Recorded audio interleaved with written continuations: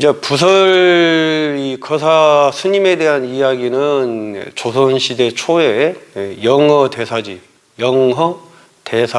영어 대사의 뭐 모음 이야기 모음집에 이제 나오는 이야기라고 하는데, 이 부설 거사는 이제 신라 선덕 여왕하고 진덕 여왕 그 사이에 이제 생존하셨던 분이라고 이제 기록이 돼 있어요. 실존 인물이죠. 선덕 여왕께서는 600년도 분이시죠. 신라 시대. 그러니까 지금으로부터 몇 년 전 이야기예요. 한 1400년 전 이야기죠. 1400년 전에 경주에서 태어났다 그래요. 경주에서 태어나서 어린 나이에 10대 때 불국사로 출가를 해서, 불국사 출가해서 이제 원경 스님한테 이제 은사로 출가를 해서 지리산 또 여기저기서 많은 경전 공부도 하고 계일 유락 공부도 하고, 이렇게 공부를 하시고 나서 이제 이 영희와 영조라는 스님 도반이 두 분이 계셨죠. 영희, 영조 도반 스님이 두 분이 계셔서 세 분이서 부설 스님, 영희, 영조 이 세 명의 스님 도반들끼리 오대산 월정사 있죠. 지금 우리 오대산 월정사, 오대산에 가서 문수보살을 칭견하자. 이제 내용은 그런데 기록상은 실제로는 오대산에 가서 우리가 수행을 하자, 이렇게 이제 마음을 먹고 만행을 다니는 거죠. 오대산 가는 만행길을 가시다가 이제 전라북도 김제 만경평야 있죠. 김제평야 김제평야쯤에 머물렀을 때, 도착을 했을 때 이제 장마철이, 만행을 갈 때쯤이 장마철 시기쯤 됐는 것 같아요. 만행을 가다가 김제 이제 만경평야쯤에 두운이라는 그런 마을에 이렇게 당도를 했는데, 이제 장마철이니까 이 소낙비가 억수로 쏟아졌겠죠. 그래서 더 이상 이제 길을 갈 수가 없어. 그래서 만경에 이제 하룻밤 비를 피하기 위해서, 만경의 이 불자님이겠죠. 제가 불자님의 집에 하루를 비를 피해서 또 해도 지었고, 그래서 이제 머물게 되었는데, 그 집의 이제 주인 이름이 구무원, 구씨집이라 그래. 구씨집. 성이 구고 이름은 무원은 없을 문자에 원망할 원자. 원망하는 마음이 없다, 이제 이런 의미인데, 그 무원이라는 집에 하룻밤을 묵게 됐습니다. 하룻밤을 부설 스님, 영희 스님, 영조 스님 세 분이서 부설거사에 구거사의 집에 묵게 되는데, 비가 오고 저녁이 되니까 저녁 공양도 받아서 저녁 공양도 하고, 그래서 그 다음날 출발을 하려고 했는데 장마철이잖아요. 장마철이니까 그 다음날도 또 비가 내려. 장대 같은 비가 또 내려. 그래서 출발을 못하는 거죠. 출발을 못하고 그러는 와중에 스님들끼리 또 법담도 나누고 차도 마시고, 또 구무원이라는 또 그 거사님하고 법담도 나누고 차도 마시고 공양도 하고, 이러는 와중에 그 집에 이제 딸이 있는데, 그 집의 딸 이름이 뭐냐? 묘화야. 묘할 묘자에 꽃화자. 묘화라는 딸이 있었는데, 이 딸이 시집갈 나이가 다 된 거죠. 딸이. 그래서 이 묘화라는 아가씨가 부설 스님, 영희 스님, 영조 스님 세 분이 있는데, 이 묘화라는 아가씨가 부설 스님한테 반한 거예요. 부설 스님한테.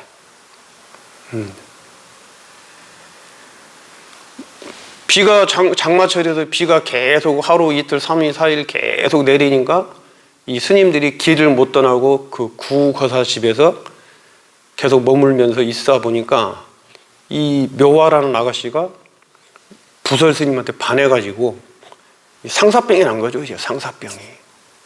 예. 상사병이 나서 이제 아버님한테 말씀을 드리는 거죠. 부모님한테 저는 저 부설 스님하고 혼인을 해야 되겠습니다. 저를 저 부설 스님하고 혼인을 맺어주세요.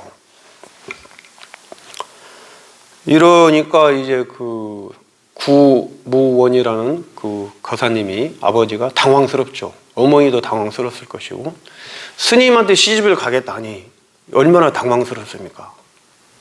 그 아마 안 된다, 얘 안 된다. 저 스님들은 수행자이시고 혼자 독신으로 살아가는 분들이기 때문에 혼인을 할 수가 없다. 이런 말렸겠죠. 말리니까 이제 묘화라는 이 아가씨가 그럼 나는 죽을 것이다. 나는 저 부설 스님한테 내가 시집을 혼인을 못할 바에는 나는 살 의미가 없다. 나는 죽어야 된다. 이렇게 이야기를 하는 것이죠. 그 부모 입장에서는 어때요? 부모님 입장에서는 내 자녀가 먼저 죽겠다고 이야기하고 진짜 죽을 것처럼 보이면은 이 세상이 이제 무너지는 거죠.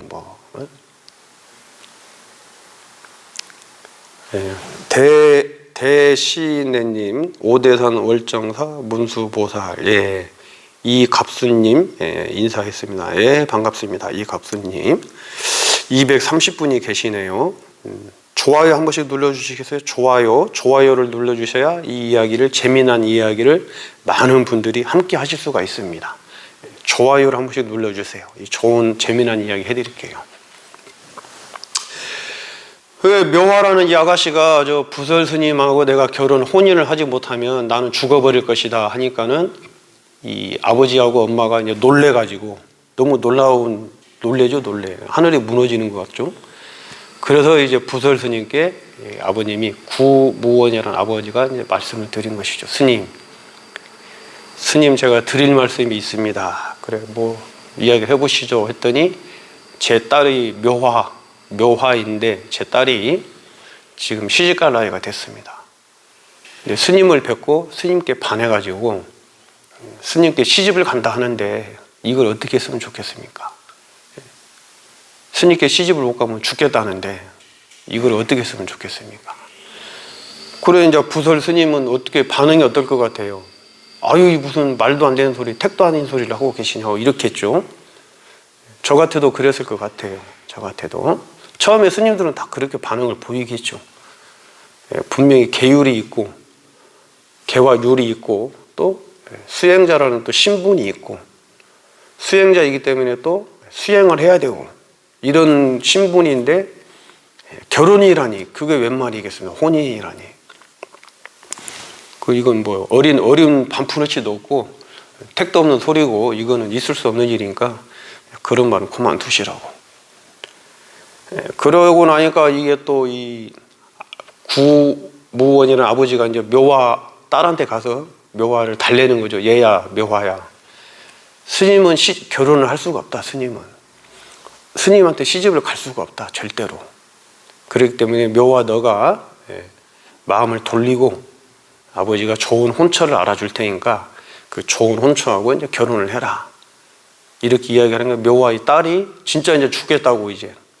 그럼 나는 죽을 것이다. 진짜로 아버지 나는 죄송하지만은 나는 저 스님하고 결혼을 하지 못하면은 나는 정말 죽을 것이다. 이렇게 이제 이야기하는 것이죠. 그러니까 이 아버지 입장에서는 어때요? 이게 정말 손발이 부들부들 떨리는 거 아니겠어요? 딸이 죽겠다는데. 금지옥엽 키우는 딸이 죽겠다는데 어떻게 손발이 부들부들 떨리죠? 스님께 다시 가서 또 간청을 하는 것이죠. 스님께 가서. 부설 스님, 한번 살려주십시오. 제발. 제 딸을 살려주십시오. 스님께서 혼인을 안 하신다면은 정말 제 딸은 죽습니다. 죽으니까 스님께서 제 딸하고 혼인을 좀 해주십시오. 그러니까 스님이 또 거절을 하죠. 있을 수 없는 일이다. 스님이 어떻게 결혼을 하느냐. 있을 수 없다. 그러니까 이제 이 부설거사가 두 가지 버전이 있어요. 부설거사가 그때 이렇게 이야기하는 것이죠. 스님이 제 딸하고 결혼을 하지 않으면은 세 명의 목숨이 죽습니다. 세 명이. 세 사람이 죽습니다.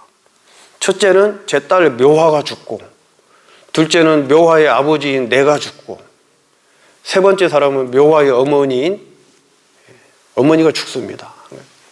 스님이 결혼 한번 해주시지 않음으로 인해 가지고 사람 목숨이 세 명이 죽습니다. 세 명이.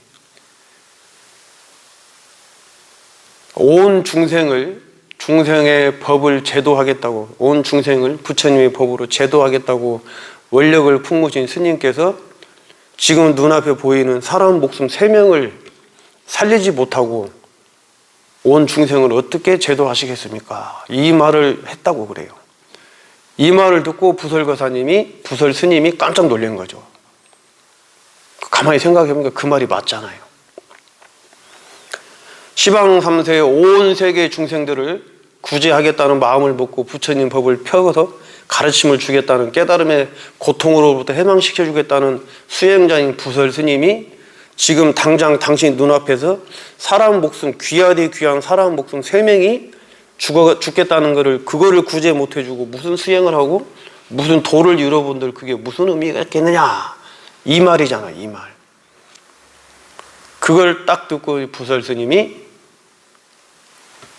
알겠어, 내가 묘화 따님하고 결혼을 하겠습니다, 혼인하겠습니다, 이렇게 약조를 했다 그래요. 또 하나의 이야기는 부설 스님께 와서 그 구무원이라는 묘화의 아버지가 스님, 제 딸하고 혼인을 해주십시오. 스님이 제 딸하고 혼인을 하지 않으면은 제 딸은 죽습니다. 죽어. 제발 제 딸 좀 살려주십시오. 그러니까 이 부설 스님이 또 그러는 거죠. 그건 안 된다. 그거는 있을 수 없는 일이다. 출가 사문이 어떻게 결혼을 한다는 얘기인가? 있을 수 없는 일이다. 이렇게 이야기를 하고 있는데 묘화라는 그 아가씨가 방문 밖에서 듣고 있다가, 묘화라는 아가씨가 들어와서 이야기를 했던, 방문 밖에서 이야기를 했던, 이렇게 얘기하는 겁니다. 눈앞에 있는 중생 하나, 눈앞에 있는 중생 목숨 하나도 살리지 못하면서 무슨 도를 이루어서 무슨 중생을 구제하겠다고 하십니까? 문 앞에 있든 아니든 방에 들어와서든 눈앞에 지금 있는 생명 하나도, 중생 하나도 구제하지 못하면서 무슨 도를 이루어서 삼천대천세계의 중생들을 구제하겠다고 하십니까? 이 두 가지 버전이 있죠. 이 말을 듣고 부설 스님이, 아, 그렇구나. 내가 눈앞에서 죽겠다는 생명 하나도 못 살리고, 그것도 사람의 목숨이잖아요. 사람의 목숨은 또 이런 일반 축생들 목숨하고는 달라요. 사람의 생명은. 생명에서는 다 똑같은 생명이지만은 그 의미가 달라. 사람의 이 생명은. 맹구우목 아시죠? 맹구우목. 거북이, 바다에서 떠도는 거북이, 널판 이제 구멍 나오는 목을 넣어서 있는 거북이 이야기. 맹구우목 이야기도 나중에 한번 해보죠. 그 사람 목숨은 일반 이 짐승들, 축생들 목숨하고는 다르더라고. 사람 목숨, 귀하디 귀한 사람 목숨 하나도 살리지 못하면서 수많은 중생들의 목숨, 중생들의 법을 제도를 하겠다고 어떻게 할 수 있느냐, 이 말을 듣고 이제 부설 스님이 혼인을 하겠다, 약조를 한 거죠. 그리고 그 다음날 해가 이제 비가 멈추고 햇빛이 나서 영조 스님, 영희 스님, 부설 스님 세 분이서 또 오대산을 가야 되잖아요. 여기 지금 전북, 김제, 만경평야고 이제 오대산을 가야 되는데 이 부설 스님은 이제 못 가겠다 그런 거예요. 나는 못 가겠다. 나는 저 묘화라는 여인하고 혼인을 해야 된다. 나는 못 가겠다. 이러니까 이제 영희하고 영조 이 두 스님이 이 손가락질을 했겠죠. 야, 이 부설 스님 그렇게 안 봤는데, 부설 스님 정말 용맹정진하고 수행하고 정말 이 존경스러운 스님인 줄 알았더니 지금 보니까 택도 없는 스님이구나. 겨우 그 여자한테, 아가씨한테 마음이 뺏겨가지고 승려의 길도 포기하고 수행자의 길도 포기하다니, 야, 우리가 도반을 잘못 사귀었구나. 이제 비난을 하고 험담을 하고 갔겠죠. 근데 이제 부설 스님은 이렇게 이야기를 했다 그래요. 내가 승복을 벗고 신분이 비록 제가자가 우바세가 되지만은, 우바세는 남자 제가 신도잖아요. 우바세가 되지만은 수행을 내가 포기하지는 않을 것이다. 수행자로서 수행을 포기하지는 않을 것이다. 신분이 내가 바뀔 뿐이지.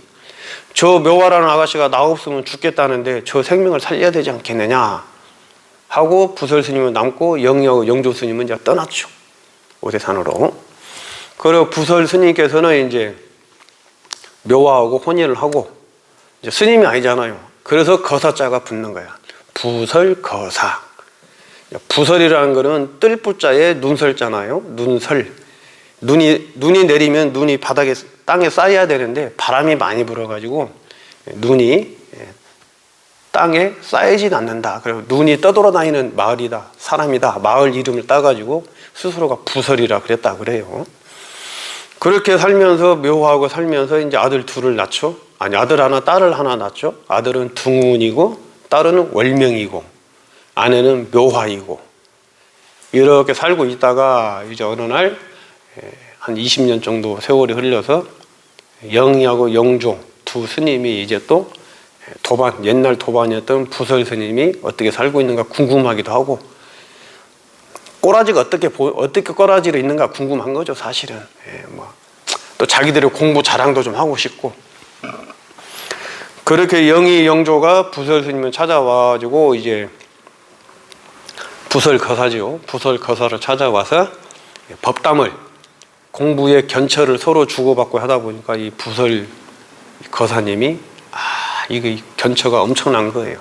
영희 영조 두 스님이 20년간 수행을 했는데 부설거사를 못 당하는 거야. 이 법담의 경처가. 그거 이제 법거량이라고 하죠. 법거량. 견처가 엄청난 거예요. 부설 스님, 부설거사는 낮에는 농사일을 짓고, 왜냐하면 낮에는 이제 일을 해야 가족들을 건사하고 집안을 또 건사하고 하기 때문에 낮에는 일을 하고 밤에는 수행을 하는 거예요. 참선 수행을. 쉬지 않고 부설거사는 공부를 계속 정진을 한 것이고, 영희, 영조 이 두 스님은 저처럼 모양만 스님이고 공부를 정진을 안 한 것이죠. 그래서 영희하고 영조 두 스님이 크게 반성을 하고 참회하고 다시 또 수행길을 떠나고, 부설거사는 만경에서 이제 변산반도 부안 쪽으로 가족들을 데리고 부안 쪽에 가서, 부안에 지금 내소사가 있죠. 내소사. 우리 대한불교 조계종 24교구 본사인가 그래요. 23인가 25인가 교구 본사가 내소사거든요. 내소사 말사가 월명암이야. 월명암이 바로 이제 이 누구예요? 부설거사의 딸이 월명이라고 그랬잖아요. 딸이 월명암에 이제 수행을 하고, 아들은 그 위에, 딸은 또 정각을 지어서 수행을 하고, 묘화는 묘저암, 낙산대 위에, 낙조대 위에 묘저암을 지어서 또 묘저암에서, 묘저암에서 수행을 하고, 이렇게 이제 수행을 했다 그래요. 그래도 월명암이 유명하죠. 내소사 월명암, 부안에. 그러니까 여기에서 우리가 이제 이 교훈이 뭐예요? 교훈. 이런저런 얘기를 말씀을 드리는 교훈은 뭐야? 깨달음에는, 마음 공부에는 승과 속이 없다는 거야. 이걸 말씀드리고 싶어서 제가 이 이야기를 꺼낸 거예요. 이걸 말씀드리고 싶어서. 인사 한번 할까요? 우리 영님 불자님, 편안하게 주무셨습니까? 상규야, 상규. 관세음보살. 길봉구님, 반갑습니다. 최동길님, 편안하게 주무시고 몸과 마음이 편안하시죠? 길봉구님, 몸과 마음이 편안하시죠? 구길봉인가요? 성이 구고 이름이 길봉인가요? 구무원, 묘화의 아버지가 성이 구시죠. 구시, 가출구자. 준희님, 상당한 우측 점색의 채널 보기 위해서 구독, 좋아요. 구독도 그렇지만은 저기 뭐예요, 좋아요 한번 눌러주세요. 좋아요 눌러주셔야 오늘 이 좋은 이야기들이 많은 분들이 함께 하실 수가 있습니다. 나경성님, 아이고, 매일 이렇게 저한테 공양금을 보내주시네요. 예, 무량 공덕입니다. 손영숙님, 스님 저 이름도 한번 불러주시면 영광이겠습니다. 예, 손영숙님, 예, 영광, 제가 영광입니다. 예, 뭔가 마음이 편안하시죠? 손영숙님, 영숙님, 예, 축원이네요. 축원. 손영숙님 축원. 예, 예, 이렇게 부설거사 이야기를 우리가 들어보고 참고하면서 깨달으면 승속이 없다. 이야기를 제가 말씀드리고 싶어서 부설거사 이야기를 하는 겁니다. 스님이 결혼을 했다 이런 거 흥미를 가질까봐 이제 제목은 스님이 결혼을 했다 이렇게 제목을 올렸지만은 실제 제가 드리고 싶은 말씀은 이 수행은 깨달음 수행은 승속이 없다. 승속이. 스님만이 깨닫는 것도 아니고 제가 신도는 깨달을 수가 없는 건 아니고 스님도 못 깨달고 저도 못 깨달았잖아요. 스님도 못 깨달고 제가 신도님 중에 깨달은 분들이 많이 계세요. 지금 이 시대에도 보살님도 계시고 승만부인이 계시죠. 승만부인. 승만부인이 대표적으로 우바이 여자 제가 신도지만도 깨달음을 성취해서 경까지 있잖아. 승만경. 예. 골든님, 아이고 안녕하세요. 예. 깨달으면은 승속이 없어요. 남녀가 없고 깨달으면 노소도 없어. 노소도.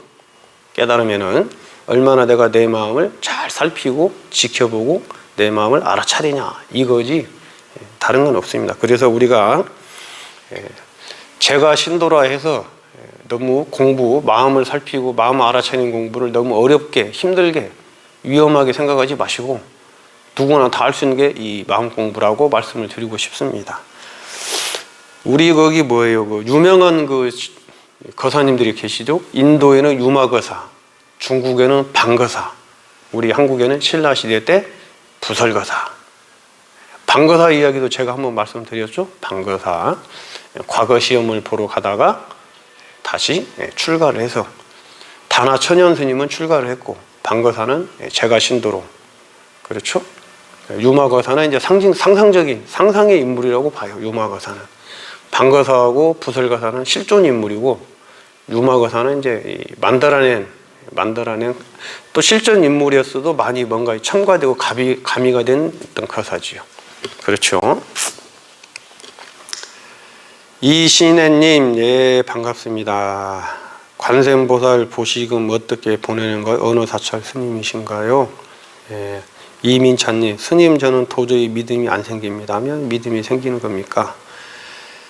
보시금 여기 나경선 우리 저기 그 불자님처럼 보시금 이야기 하시는 것이죠. 그건 제가 어떻게 하는지를 모르겠네요. 여기 채팅창 오른쪽에 보시면 S라는 게 있습니다. S 누르시면 된 것 같아요. 믿음이 생기는 거는 이제 스스로가 믿음을 내야지요. 발심을 하셔야지. 뭐 다른 게 없습니다. 스스로가 마음 공부를 하겠다, 수행을 하겠다는 발심을 내셔야죠. 하셔야죠. 정식 종파인가? 예, 대한불교 조계종입니다. 대한불교 조계종. 예. 좋아요 한 번씩 눌러주시고 그러시면 될 것 같아요. 어느 사찰인가요? 예, 대한불교 조계종 사찰입니다. 대구에 있고요. 한국불교대학 대관음사. 창건주는 무일, 우자, 학자. 우리할 때 우자, 학교할 때 학자. 무일, 우학, 회주스님. 창건주는 그렇습니다. 저는 선방에서 참선하는 수행자이고요. 자, 부설스님, 부설거사 이야기는 이렇게 드렸으니까 혹시라도 늦게 오신 분들께서는 뒤에 다시 한번 영상이 라이브가 끝나고 나서 다시 한번 되돌아보시고 아니면 이따가 다시 한번 또 말씀을 드리고 자, 지금부터 우리 참선을 하도록 하겠습니다. 참선. 이 참깨선언의 목적은 참선이에요. 참선. 이 말이 아니에요. 참깨선언의 목적은 화두수행, 화두 아시죠? 화두, 이 먹고 화두, 선정수행. 아니죠. 좌선수행, 참선수행이 이 참깨선언의 목적입니다. 목적. 그래서 지금부터 참선을 하도록 하겠습니다.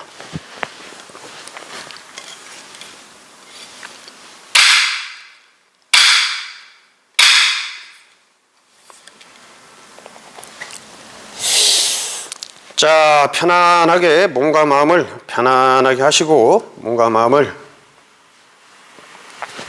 편안하게 하셔서 오직 하나 딱, 마음을 하나 딱 지켜보는 것입니다. 온갖 생각들을 다 멈추시고 오직 이 마음 하나 딱 지켜보는 거예요. 이 세상에 태어나기 전에, 이 세상에 태어나기 전에 나는 무엇이었는가? 어떤 것이 나의 본래의 면목이었는가? 이 화두입니다. 이 세상에 태어나기 전에 나의 본래 면목은 무엇이었는가? 부모 미생전 본래 면목.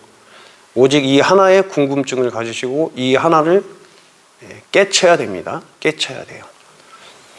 수식관 하시는 분들은 자기 수식관을 하시고, 화두가 있으신 분들은 스스로 화두를 챙기시면 되겠습니다.